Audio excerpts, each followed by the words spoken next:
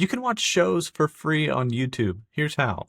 We're going to go on the YouTube homepage, and on the left-hand side, you're going to see this menu. Now in here, we might see it collapsed as this little hamburger icon, so you click on that and you can open it up. We scroll down a little bit and we're going to find movies and TV. So we click on that, and inside of here, we're going to find premium movies, but we will also find free with ads, movies and TV. So you're going to find TV shows in here too. If you scroll down a little bit, you'll find different TV shows, different TV series. If you're on your phone, you'll actually be able to sort by TV shows and series and also movies.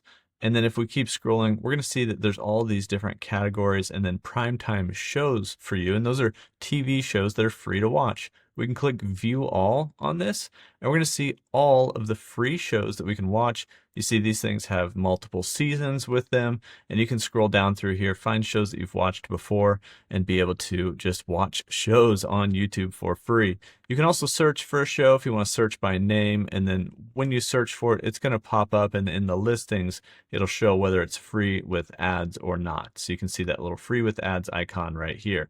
That's how you can watch shows for free on YouTube.